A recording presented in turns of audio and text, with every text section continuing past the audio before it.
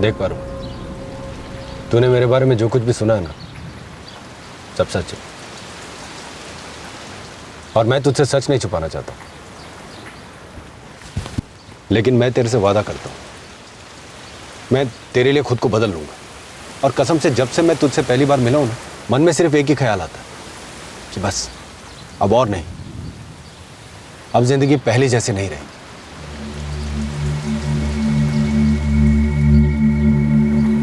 काश के हम पढ़ सकते कि दूसरों के दिमाग में क्या चल रहा है। काश के जो नजर आता है वही मन में हो। काश किसी के छुपे मकसद को हम जान सकते। काश, हालांकि ये मुमकिन नहीं।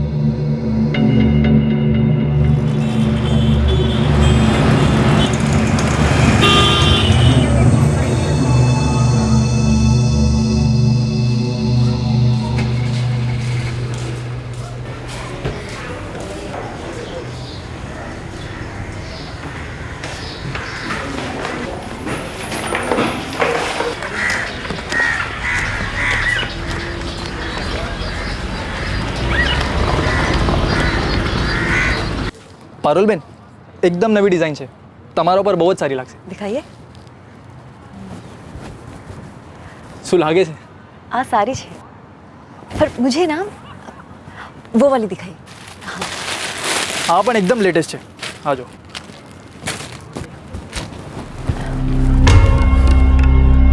देख, तेरे को जो भी पसंद है, जितना भी पसंद है ले ले, ये मत सोच कितने का है, ठीक है?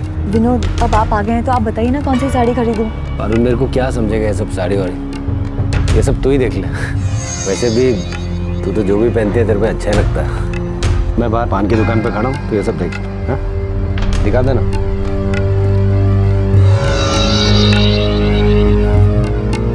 શું કરું લક્ષ્મણભાઈ, સારી કા બિલ બનાવું કે નહીં? शो करो कोई समझ नहीं पड़ती. विनोद भाई की होने वाली बीवी है ये. अरे पर 12 साड़ी पसंद की उसने. पूरे शहर में मेरी ही दुकान मिली थी क्या इसको? एक काम कर दो आप, थोड़ा ज़्यादा डिस्काउंट दे दो. हाँ ये सही है. पैसे दे तो भी ठीक, और नहीं दे तो भी हम क्या कर सकते हैं. कितना हुआ लक्ष्मण भाई? अब रहने दो ना विनोद भाई. अरे नहीं नहीं लक्ष्मण भाई, लगन छे मारा, मुफ्त में नहीं लो. हाँ बताओ कितना हुआ? अरे दिखाओ. क्या बराबर है ना? देखो, अगले हफ्ते लगन है हमारा, आपको आना है, कार्ड भिजवा दूंगा, भूलना नहीं. जय श्री कृष्ण. जलेबी जैसा टेढ़ा आदमी सुधर कैसे गया?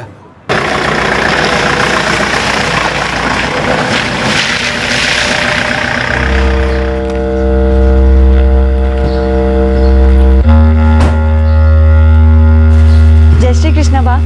जय श्री कृष्ण. बा, ये देखिए कितनी सारी साड़ियाँ खरीद के लाई हूँ. सरस है ना? विनोद भाई, ए कार्ड मस्त है. आ जाओ विनोद भाई, मुझे ये बहुत पसंद आया.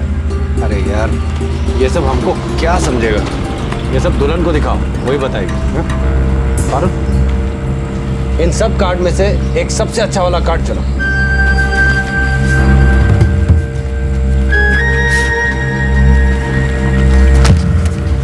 ये अच्छा लगा? किरण, ये कार्ड की 5000 कॉपी छपवा दो. हाँ, सारे शहर में ये कार्ड बांटो, सबको बुलाना चाहिए. ठीक है भाई, आई जा से. पुनीत, तू पारुल को घर छोड़ के आ जा. भले विनोद भाई, चलिए भाभी. मैं ना ये सारी साड़ियाँ यहीं छोड़ के जा रही हूँ. अरे कहीं भी छोड़ दो, तुम्हारा ही घर है, और फिर एक हफ्ते बाद तुमको यहीं तो आना है.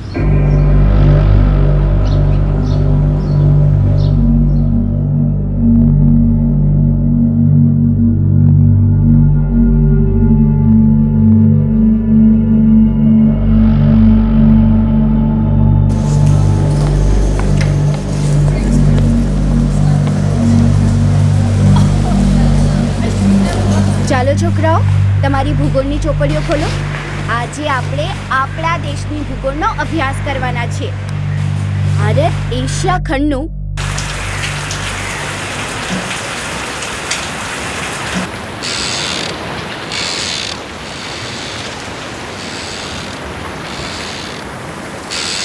कोकिला, पारुल ने फैसला सोच समझ के तो किया है ना।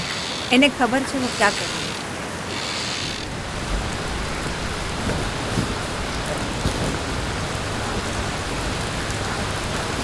पारुल बेटा, क्यों थे हो मम्मी? तूने ठीक से सोच लिया है ना? मतलब तू जो करने जा रही है. 4 दिन बचे हैं लगन को. तुझे क्या लगता है मैं बिना सोचे समझे करूंगी क्या? भले तू जो ठीक समझे.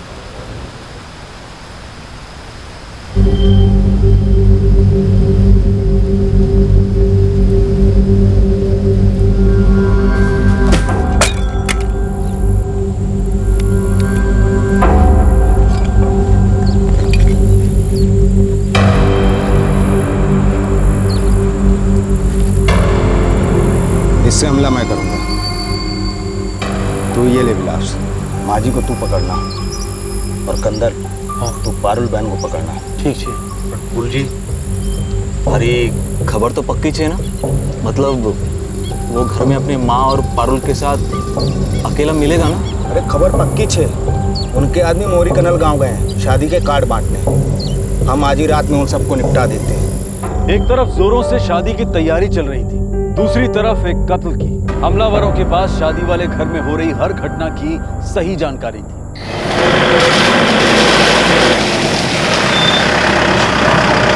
मैंने ये सारे पैकेट्स अंदर रख देती हूँ और बासी भी मिल लेती. फिर आप मुझे घर छोड़ दीजिए. तो फिर तुम खाना भी यहीं खा लेना ना, उसके बाद मैं तुमको घर छोड़ देता हूँ. ठीक है. जय श्री कृष्णा बा. जय श्री कृष्ण बेटा. बा खाना खा लेते हैं. हाँ, मैं तुम दोनों की राह देख रही थी. चलो. मैं 2 मिनट में हाथ मुंह धो के आता हूँ. ठीक है, 2 मिनट. बा, मैंने ना गहने खरीदे, तब तक दिखाऊं? हाँ दिखाओ ना. अरे वाह.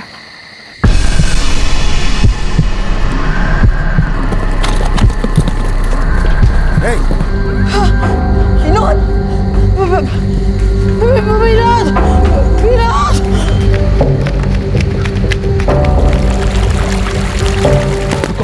Right side. चलो जल्दी यहाँ से निकलना.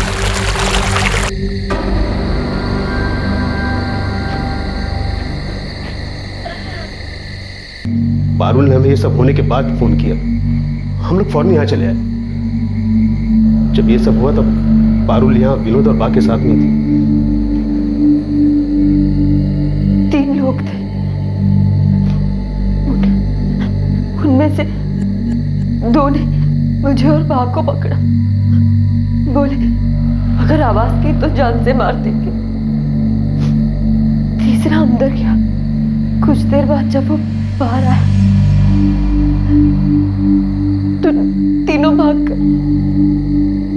जब मैं अंदर आई तो दिख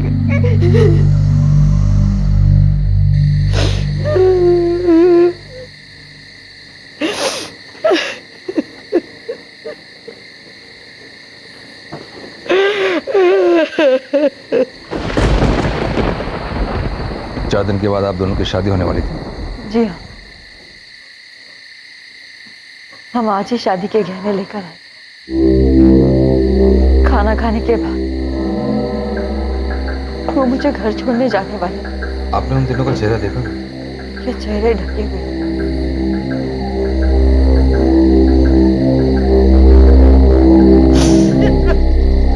सर एक बात तो साफ है, वो तीनों विनोद चौहान को मारने के इरादे से आए थे. वरना इतने गहने खुले में रखे और किसी ने हाथ तक नहीं लगाया. उसके साथ ऐसा होना कोई हैरानी की बात है. बहुत बड़ा हिस्ट्री शीट होता है सर. लेकिन एक बात खटक रही है, इस विनोद चौहान को मारा तब गया जब ये शादी करने वाला था. सर 19 साल की उम्र तक विनोद चौहान जुर्म की दुनिया में कदम रख चुका था. खून, डकैती, गैंग वॉर, हर साल उसके जुर्मों की लिस्ट लंबी होती जाती थी. जब ये सब हुआ उसके वो 2 साथी वहाँ नहीं थे. हाँ सर, वो लोग मोरी कनाल गए थे विनोद की शादी के कार्ड बांटने. एक तो वजह हो सकती है कि आपसे दुश्मनी, किसी राइवल गैंग ने मार डाला. दूसरी कोई वजह हो सकती है. सर उसके दोनों भाई हितेन और धवल उससे बहुत पहले अपने रिश्ते तोड़ चुके हैं. दोनों भाइयों में कोई अनबन? सर वो दोनों ही अलग रहते हैं और दोनों खेती करते हैं. राम नाम सत्य है, राम नाम सत्य है, राम नाम सत्य है, राम नाम सत्य है, राम नाम सत्य है, राम नाम सत्य है, राम नाम सत्य है, राम नाम सत्य है, राम नाम सत्य है, राम नाम सत्य है, राम नाम सत्य है, राम नाम सत्य है, राम नाम सत्य है, राम नाम सत्य है, राम नाम सत्य है।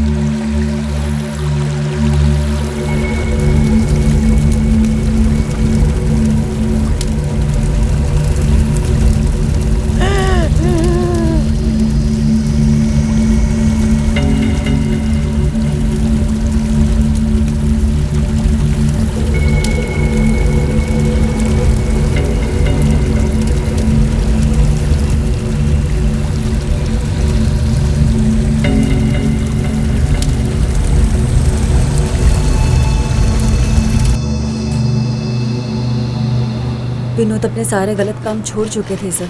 अब इतनी आसानी से भी ये सब काम नहीं छोड़ते। 21 साल तक खून खराबा, एक्सटॉर्शन, मर्डर करने के बाद सिर्फ उसके कहने भर से रातों रात ये चीज़ें गायब नहीं हो जाएंगी। अगर उन्हें किसी से खतरा था भी तो भी उन्होंने मुझे कभी इस बारे में कुछ नहीं बताया। आपका कहने का मतलब है कि आपको पता ही नहीं था कि विनोद कितना नामचीन गुंडा है, उसके ऊपर कितने एक्सटॉर्शन और मर्डर के केसेस चल रहे हैं। जब मैं उनसे पहली बार मिली थी तब मैं नहीं जानती थी कि वो क्या करते हैं। ये सब मुझे उनसे मिलने के बाद पता चला। कब मिली थी पहली बार? कुछ महीनों पहले। अब विनोद चौहान इतना भी अनसुना नाम नहीं है जिसके बारे में किसी को पता ना हो। शहर के सारे दुकानदार उसके नाम से थर कांपते थे और आप कह रही हैं आपको पता नहीं था। मैं नहीं जानती थी उनके बारे में ये सब, लेकिन जब पता चला तब उन्होंने मुझसे ये वादा किया था कि वो ये सब काम छोड़ देंगे। मैं तेरे से वादा करता हूँ, मैं तेरे लिए खुद को बदल लूंगा। घर बसाने से पहले उसने सारे बुरे काम छोड़ने का फैसला ले लिया। जी हाँ। जुर्म वाला आती तो एक वजह है इसकी, आपके हिसाब से और कोई वजह है इस मर्डर की? मने खबर न थी। धीरेन, पुनीत, तुम दोनों विनोद के दो हाथ थे, एक दायां एक बायां। मैं मानने को तैयार नहीं हूं कि तुम दोनों के इस हमले की कोई खबर नहीं है। उस रात चुपचाप दोनों निकल लिए? साहब, हम लोग विनोद भाई के लगन का निमंत्रण बांटने मोरी कनाल गए थे। और जो थोड़ी पन खबर होती ना सर कि विनोद भाई के साथ ऐसा कुछ होने वाला है, तो हम लोग कभी उनको अकेला नहीं छोड़ते। ऐसा कैसे मान लो कि तुम दोनों को पता ही नहीं था? विनोद भाई ने सारे गलत काम छोड़ दिए थे। वो तो घर बसाने की बात कर रहे थे। तुम चाहते हो कि मैं तुम्हारी बात पे यकीन कर लूं? सच यही है सर, विनोद भाई अपनी बात के बहुत करीब थे और आखिर उन्होंने अपनी बात की बात मान ली। बेटा तू जे करे छे ना बराबर करे छे, ऐसा कितने दिन चलेगा? मैं भी थक चुका हूँ बा। मुझे भी अब एक अच्छी जिंदगी जीनी है। पहले खेती बाड़ी करते थे ना, बस वही करूंगा। पुनीत, धीरेन, देखो अगर तुम लोग चाहो तो मुझे छोड़ सकते हो, क्योंकि मैंने अब सोच लिया कि मैं किसी हथियार को हाथ नहीं लगाऊंगा और सारे गलत काम बंद कर दूंगा। विनोद भाई, हम हमेशा आपके साथ रहें और आगे भी रहेंगे। आप जो भी काम करेंगे हम आपके साथ हैं। विनोद भाई इतनी आसानी से नहीं छोड़ेंगे आपको। और ऐसा क्या था जिसने विनोद जैसे आदमी को संत बना दिया? प्यार? हाँ साहब, विनोद भाई पारुल भाभी से बहुत प्यार करते थे।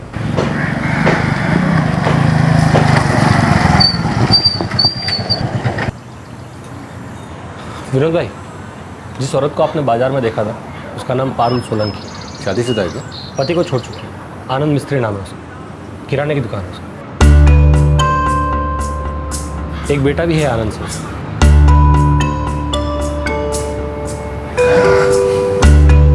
तेरे को क्या लगता है, पसंद करेगी मुझे? घर से नहीं मिलता है और बात करवा मैं सुबह में। अभी वो अपने मायके बोर पा लिया था।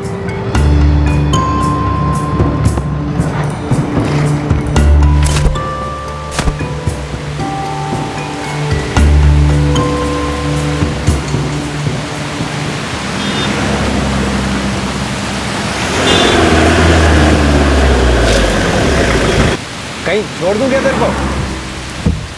क्यों? वो तुम इधर खड़ी हो बस स्टैंड पर, बारिश हो रही है तो मैं उस तरफ जा रहा हूँ। शायद तुम भी उधर ही जा रही होगी ना। मुझे घोड़पड़ जाना है। घोरपड़ जाना है? अब मुझे भी घोरपड़ ही जाना है, मैं वो घोरपड़ में ही रहता हूँ। अरे डरो मत, मैं कोई बुरा आदमी नहीं हूँ।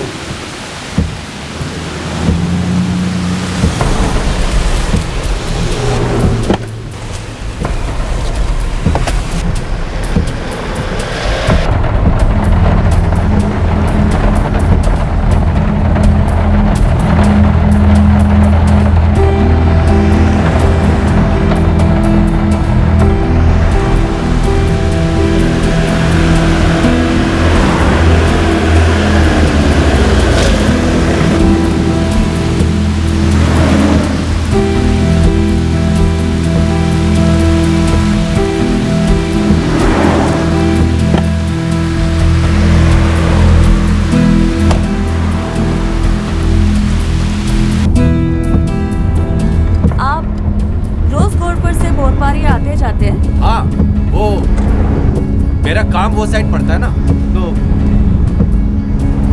और आजकल तो घोरपड़ से बोरपारिया जाना अच्छा लगने लगा है।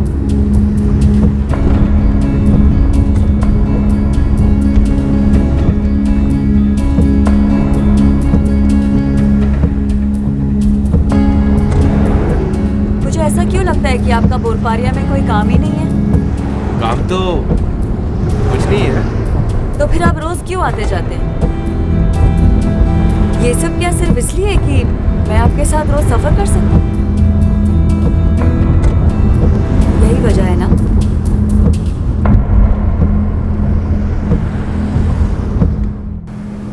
बहुत टाइम बाद विनोद भाई ने पारुल भाभी को अपने दिल की बात बोल डाली और पारुल भाभी ने भी लगन के लिए हाँ कर दिया। कहीं विनोद को मारने की प्लानिंग तो नहीं थी? सु बात करो तो साहब, ऐसा कुछ नहीं था। पारुल भाभी ने खुशी खुशी लगन के लिए हाँ की थी साहब, और ऐसी कोई बात कभी नजर तो नहीं आई। अभी विनोद फारूकी शान के गैंग में था, मगर विनोद भाई तो गैंग छोड़ चुका था साहब। इससे पहले उसने हैदर बानवा का गैंग भी छोड़ा था। वो तो बहुत पहले की बात है साहब। सर तीनों भाइयों को पुश्तैनी जमीन मिली थी और विनोद तो ठहरा गुंडा। क्या वो दोनों भाइयों को धमका रहा था? वैसे सर तीनों भाइयों में कभी जमीन नहीं। बापूजी के सामने ही हम लोगों ने विनोद से सारे संबंध तोड़ लिए। शुक्र है सर, गांव में रहना मुश्किल हो गया। सबको पता चल गया था कि हमारा छोटा भाई एक गुंडा हो गया। बापूजी के सामने सारी जमीन का बंटवारा भी हो गया। एक गुंडा होने के बावजूद भी आपकी माँ ने उसके साथ रहना कैसे पसंद कर लिया? विनोद हम सब में छोटा था और बाका लाडला था।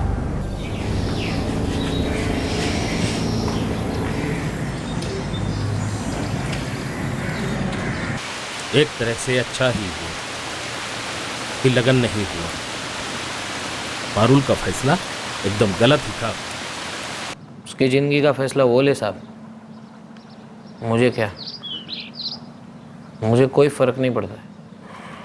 हमारे बीच सब खत्म हो चुका था। हमने एक दूसरे को तलाक भी दे दिया था साहब। उसने तुम्हें और तुम्हारे बेटे दोनों को छोड़ दिया। पर सच कहूँ तो साहब उसका गलती नहीं है। मतलब हम दोनों में कभी बनी ही नहीं, तो होना ही था शायद। गलती दोनों का नहीं है, पर कभी कभार आपको लगता है ना कि सब ठीक है, ठीक होता नहीं है। विनोद चौहान को जानते हो? हाँ। पारुल ने जब उससे शादी का फैसला किया सुन के तुम्हें धक्का नहीं लगा? धक्का क्या साहब, मेरी तो जैसे मति गुम हो गई थी।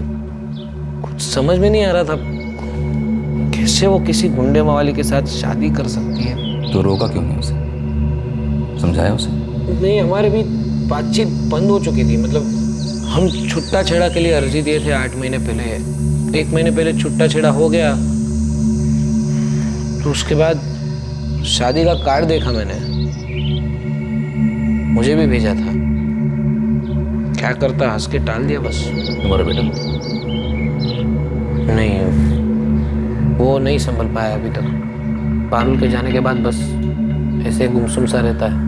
चीरे बाप बेटे बस दोनों। तुम्हें नहीं लगता कि विनोद ने पारुल को जबरदस्ती इस रिश्ते में फंसा के रखा हुआ था? मतलब वो चाह के भी निकल नहीं पा रही। देखो, ये वाकई ताज्जुब की बात है कि पारुल ऐसे आदमी के साथ प्यार में कैसे पड़ी। पर साहब एक बात पक्की है, इस मर्डर से पारुल का कोई लेना देना नहीं हो सकता।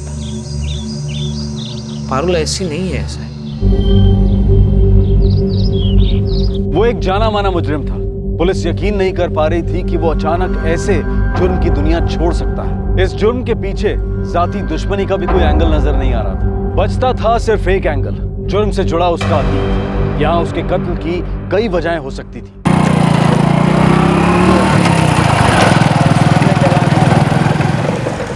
साहब ये 3 लोग जो मर्डर किए थे,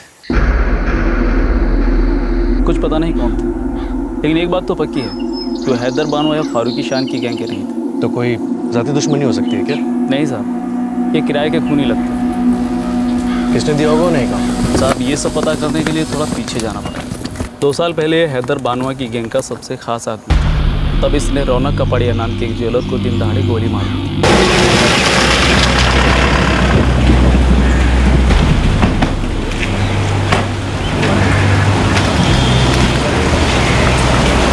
क्या रौनक भाई, 2 महीने का टाइम दिया तुमको। हाँ, 12 फोन किया, ना तुम फोन उठाता ना तुम्हारा पैसा आता। अरे विनोद भाई, कहाँ से लाऊं 50 लाख रुपए? धंधा भी नहीं है। जितना बन पड़े मैंने हैदर भाई को दे दिया। अब आप हर रोज मांगते रहेंगे तो मुझे तो अपना धंधा छोड़ के आपकी गैंग में काम करना पड़ेगा। साला बाप दादा के जमाने से ये सोना चांदी का बिजनेस कर रहा है। इतना दबा के रखा है कि तेरे आने वाली 7 पुश्तें खाएगी, और बोलता है कि पैसा नहीं। रौनक कपाड़िया मर गया, आशीष गुस्से से पागल हो गया, लेकिन उसने खंडानी को पैसे दे दिए थे आगे का खून खराबा रोकने के लिए। तो क्या ये आशीष अपने बाप के खून का बदला ले रहा है? अब बाप के खून का बदला कौन नहीं लेना चाहेगा। सबकी नाक में दम कर रखा था इसने। हैदर बानवा खुद इससे परेशान था, तभी उसकी गैंग छोड़ के फारूक की गैंग में चला गया, और साल भर पहले इसने वडोदरा में 2 और लोगों को टपकाया।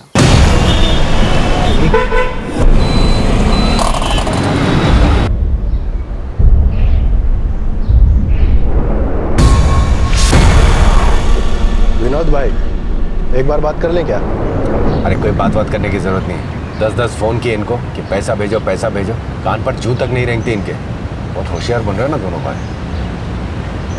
अब हम लोग बात नहीं करेंगे, अब गोली बात करेंगे। अरे मीनल, दरवाजा बंद कर लेना। अपने सारे डोमेस्टिक क्लाइंट्स, अपने सारे इंटरनेशनल क्लाइंट्स। चल आया। सांगवी भाइयों का कंस्ट्रक्शन का काम था। ये विनोद चौहान अपना सारा काला धंधा छोड़ना चाह रहा, क्या इसलिए तो इस पे वार नहीं हुआ? हो भी सकता है। वैसे भी जो दुश्मन थोड़ा भी कमज़ोर पड़े तो सामने वाला हथियार उठाने से चूकता नहीं है। यही होता है इस धंधे में। साहब ये खून खराबा विनोद चौहान जैसे लोगों का काम है। मैं एक सीधे साधा धंधे वाला हूँ।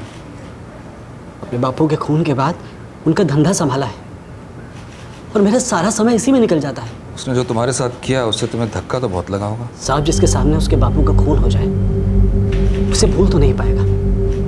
मेरी आंखों के सामने गोली मार दी थी मेरे बापू को। तो तुम चाहते ही होगा कि विनोद चौहान जैसा आदमी मारा जाए। मुझे इस बात का जरा भी दुख नहीं है कि विनोद मारा गया, लेकिन साहब मेरा घर बार है, धंधा है, ये बदला लेना मेरे बस से बाहर। सर, आशीष के कॉल रिकॉर्ड्स और कॉन्टैक्ट से ऐसा कुछ नहीं लगता इस केस में उसका कोई हाथ हो। और बड़ौदा के सांगवी, उनका कोई हाथ हो सकता है? सर वो दोनों ही कमाने वाले थे, दोनों के पीछे छोटे बच्चे हैं, और दोनों की बीवियां किसी तरह से अपनी गृहस्थी संभालने में लगी हुई हैं। मुझे नहीं लगता उन लोगों को याद हो। विनोद ने रौनक कपाड़िया को तब मारा जब वो हैदर बानवा के ग्रुप में था। सांगवी ब्रदर्स को तब जब वो फारूकी शान के ग्रुप में था। सर उसका इन दोनों गैंग्स को छोड़ना उसके खून की वजह हो सकता है। वो जुर्म की दुनिया छोड़ना चाहता था, और हो सकता है इन दोनों गैंग्स को उसके इस फैसले से कोई खतरा महसूस हो। उसके ऊपर ऑलरेडी संघवी और रौनक के मर्डर केसेस चल रहे थे, और संघवी के मर्डर केस में उसे 6 महीने पहले ही जमानत मिली थी। मुझे भी लगता है ये दोनों गैंग्स कहीं ना कहीं से इसमें शामिल हैं। वो तीनों लापता हमलावर, कोई नहीं जानता वो कौन है, कहाँ छुपे हैं। सर मुझे लगता है हमें इन दोनों गैंग से पूछताछ करनी चाहिए। मुझे भी ऐसा लगता है, हो सकता है वहीं से कोई सुराग है।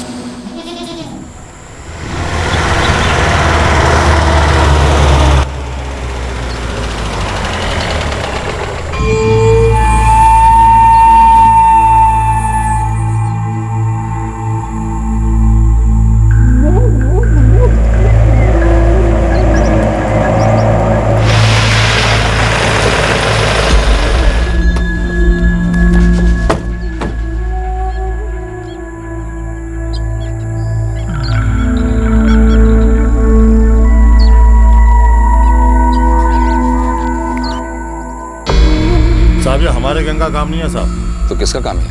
यही तो पता नहीं चल रहा साहब। विनोद ने गैंग छोड़ने से पहले बोला था कि वो काम छोड़ना चाहता है।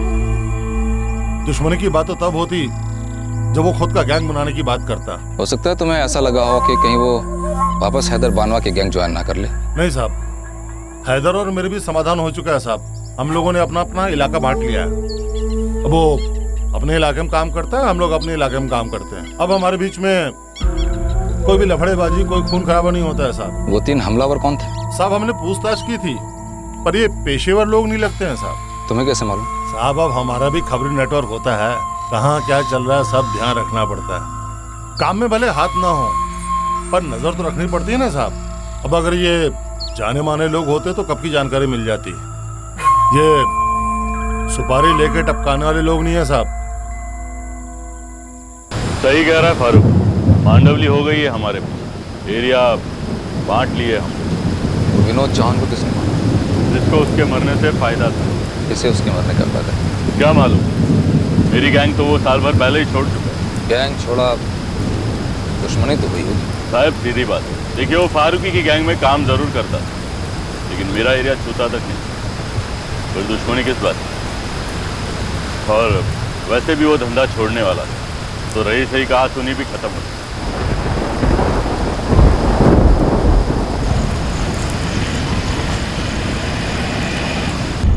किसको फायदा हो सकता है इसकी मौत से? और ये कोई गैंग्स की दुश्मनी का मामला भी नहीं है और ना ही किसी की जाती दुश्मनी का मामला रहता है। 3 लोग, न किसी गैंग का हिस्सा, न कोई पेशेवर मुजरिम, कोई क्रिमिनल रिकॉर्ड भी नहीं है इनका। ऐसे गायब हुए खून करके कोई सुराग भी नहीं है इनका सर।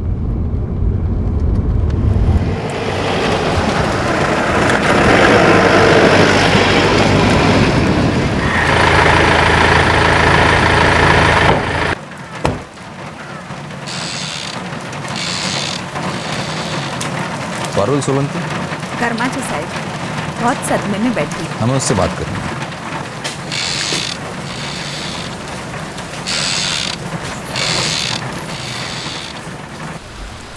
कुछ याद आ रहा है आपको? कुछ भी जिससे हमें उन्हें पहचानने में मदद मिले।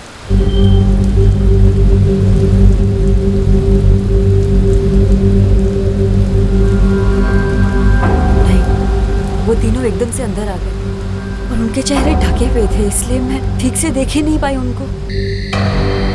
याद कीजिए, हो सकता है उन लोगों ने आपस में एक दूसरे को गलती से नाम लेके बुलाया हो। चलो चलो निकलो, जल्दी भागो, जल्दी जल्दी भागो। उनमें से किसी ने भी एक दूसरे को नाम लेके नहीं बुलाया।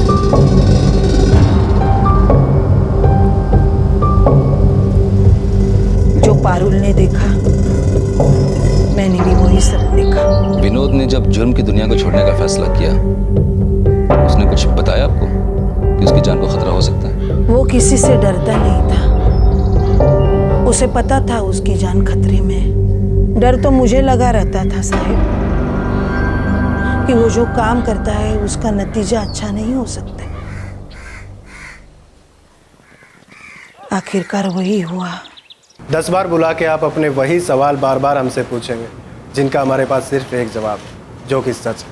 अगर हमें ज़रा भी पता होता कि विनोद भाई के साथ कुछ भी होने वाला है तो कसम खा के कहते हैं हम वहाँ से हिलते तक नहीं। हाँ साहब, हम दोनों विनोद भाई के लगन की तैयारियों में लगे हुए थे। अगर ज़रा भी भनक होती तो हम लोग विनोद भाई को कभी अकेला नहीं छोड़ते। और हाँ सर, विनोद भाई भी कच्चे खिलाड़ी नहीं, उन्हें भी इस बारे में कोई भनक नहीं लगी। 3 लोग जिन्हें अच्छी तरह से पता था कि विनोद कब घर पर अकेला होगा और कब तुम दोनों उसके साथ नहीं। घर पे सिर्फ 2 औरतें थी। हैरानी की बात तो यह है कि जो खुद ऐसे मर्डर्स प्लान करता था, उसका मर्डर भी उसी तरीके से हुआ। किसी की बुरी नज़र लग गई साहब विनोद पर, वरना जब वो गैंग में थे तो किसी माइके लाल की हिम्मत नहीं थी उन्हें हाथ लगाने की। और जब ये सब कुछ छोड़कर सीधे रास्ते पे चलना शुरू किया तो ये सब हो गया। ऊपर वाला ही जाने साहब क्यों हुआ, किसने किया और किस लिए किया। इस केस में किसी भी तरफ से कोई सुराग नहीं। एक ऐसा आदमी जिससे सब डरते थे, ऐसे मार दिया गया। हो सकता है उसके गुनाहों का ही नतीजा, लेकिन सिर्फ इसीलिए हम इस केस को नहीं छोड़ सकते। इसे सुलझाना तो होगा ही।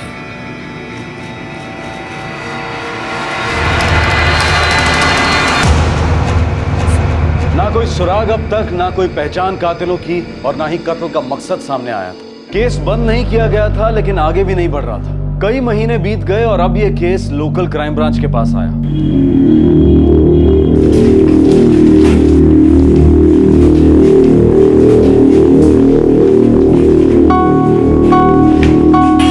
Sir, Vinod Chauhan murder case की फाइल देखिए, कोई सुराग नहीं मिल रहा है। तुम्हें क्या लगता है? सर, सारे एंगल्स की जांच हो चुकी है, कोई भी एंगल छूटा नहीं है। ना ही कोई क्रिमिनल बैकग्राउंड का मामला है और ना ही कोई पर्सनल दुश्मनी है। अभी तक ये पता नहीं लगा है कि वो 3 लोग कौन थे और कहां से आए थे।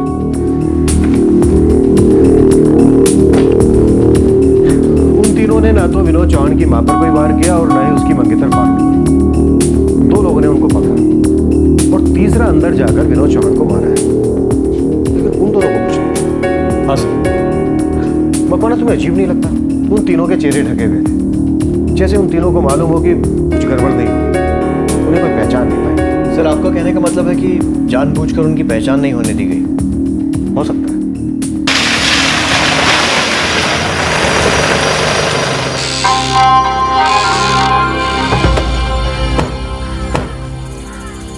पारुल यहाँ नहीं है साहिब। कहाँ गई? वो अपने पहले पति आनंद मिस्त्री के घर वापस लौट गई। पहला पति? उसका तो तलाक हो गया था ना? जी साहिब।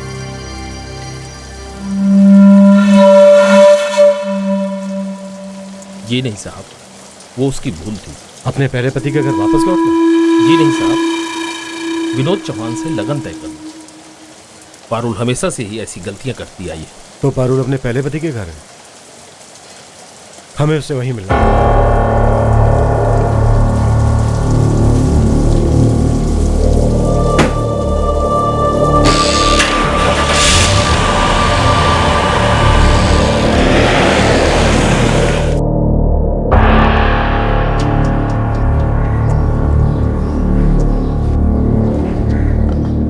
आनंद,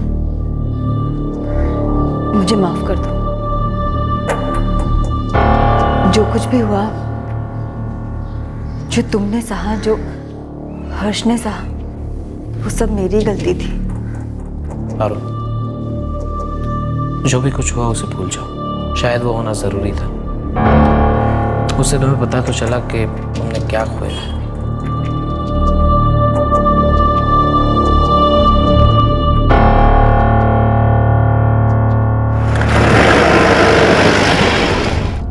कुछ ना कुछ तो ऐसा है जो अभी तक सामने नहीं आया है। कोई छुपा मकसद, कोई हिडन एजेंडा है इस खून के पीछे जिसे बड़ी सफाई से छुपा दिया गया है। सर, मुझे इस केस में पारुल सोलंकी पर सबसे ज्यादा शक है। कुछ है उसके बारे में जो वो छुपा रही है। मुझे भी ऐसा ही लग रहा है। उन लोगों ने पारुल को कोई नुकसान नहीं पहुंचाया, उसे ऐसे ही छोड़ दिया। कोई ना कोई वजह तो है इसके पीछे। अब पुलिस कुछ ऐसे तथ्यों की जांच करने वाली थी जो पहले नहीं देखे गए थे। पुलिस को पारुल पर शक था, लेकिन पारुल की विनोद से ऐसी क्या दुश्मनी हो सकती थी जिसे वो कुछ ही महीनों पहले मिली थी और शादी करना चाहती थी। उसके कत्ल के पीछे मकसद क्या होगा? इसी मकसद को ढूंढना पुलिस के लिए अब एक चुनौती बन गया था। इस प्रेम कहानी में कौन सा छुपा मकसद था? इस केस का दूसरा और आखिरी भाग हम आपको दिखाएंगे क्राइम पेट्रोल सतर्क में कल रात 9 बजे। तब तक अपना ख्याल रखें, सुरक्षित रहें और याद रखें, सही वक्त पर सही कदम उठाएं, सतर्क रहें। जय हिंद।